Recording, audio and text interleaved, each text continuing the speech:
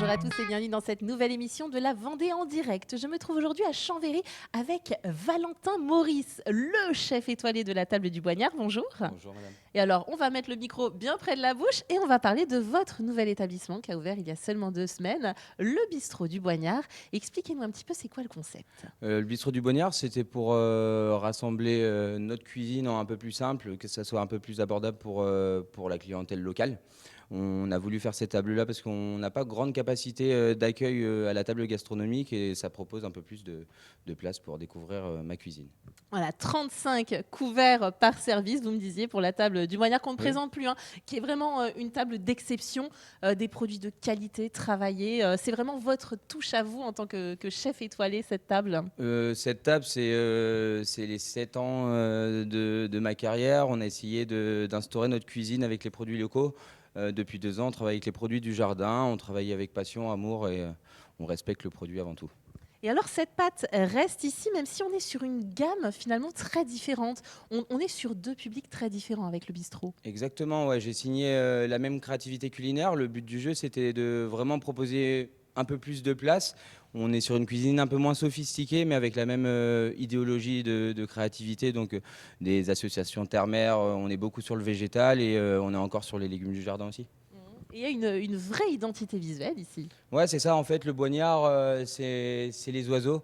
On est ligue protectrice des oiseaux, donc beaucoup d'espèces dans la forêt. Et on a voulu représenter un peu ici, avec l'authenticité d'une création de nid d'oiseaux, une envolée de colombes sur les murs, et quelque chose qui nous ressemble vraiment. Il y a même notamment sur vos menus.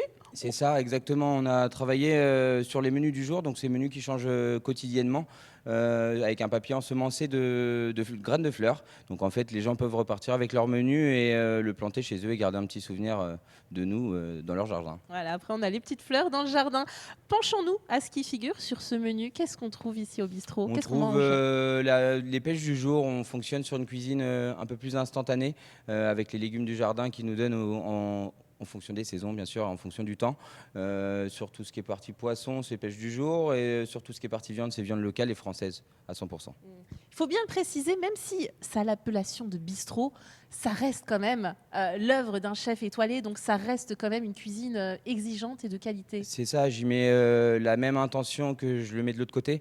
On est juste sur des choses un peu moins sophistiquées pour qu'on arrive à des prix raisonnables pour nos clients. Sur des menus à 29 euros, on ne peut pas aller trop loin, mais on a toujours cette créativité et cette envie de bien faire avec des sauces faites par réduction, faites maison, pas de poudre, pas de surgelé.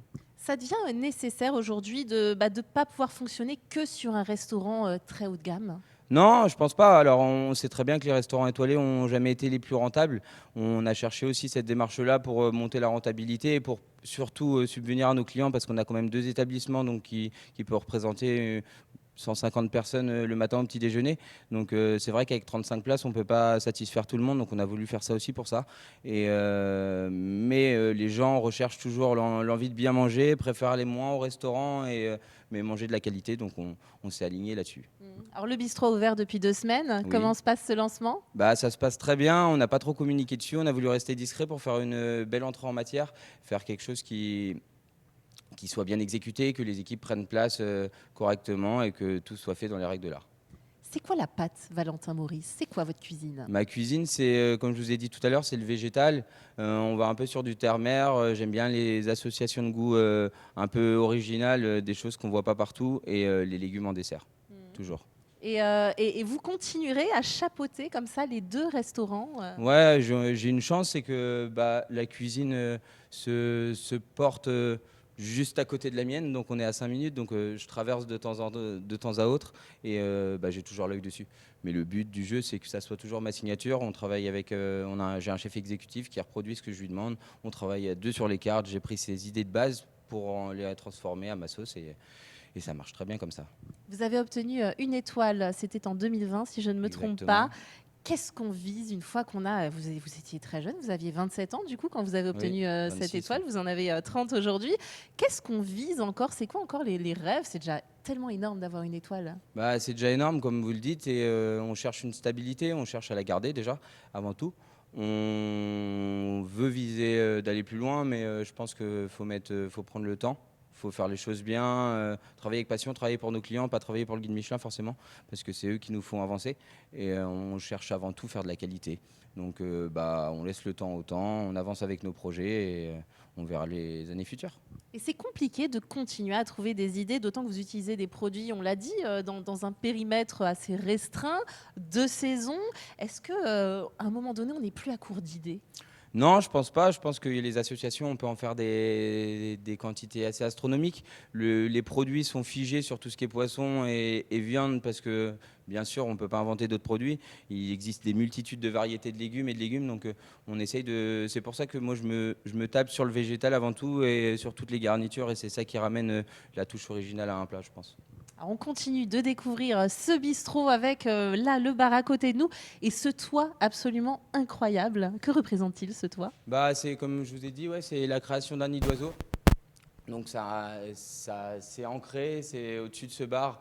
Ça a un rôle un peu plus végétal et ça cible et ça centre la salle. On va ensuite aller découvrir les cuisines, là où la magie opère, j'ai envie de dire. Combien de personnes travaillent ici? Il y a 3 personnes en cuisine, avec toujours une personne de la table, histoire qu'il y ait un œil un peu plus gastronomique au quotidien. Et en salle, ils sont 4 aussi. En fait, on a des équipes assez fixes. Après, on est toujours en collaboration. Quand ils ont besoin d'aide, on vient les aider. Et on veut que le travail soit bien fait. Donc, s'il faut être là, on est là. Oui, et donc quelqu'un vient systématiquement pour apporter un œil extérieur. C'est ça, que ça soit un de mes apprentis ou que ça soit le sous-chef, on met tous la main à la pâte et faut pas que ça soit une souffrance pour les gars de l'équipe, les gars et les filles. Il faut surtout que ça leur fasse découvrir d'autres choses. C'est une autre façon de travailler. Qu'est-ce qui change dans la façon de travailler? On fait 70 couverts, donc c'est plus du tout la même façon, la méthodologie de travail. Il y a un plus gros volume, donc ça peut faire 140, 150 couverts jour. Donc forcément, on accorde moins de finition, on dresse pas la pince à épiler, quoi. Vous avez d'autres projets en tête? L'année prochaine, on a la rénovation de la table étoilée.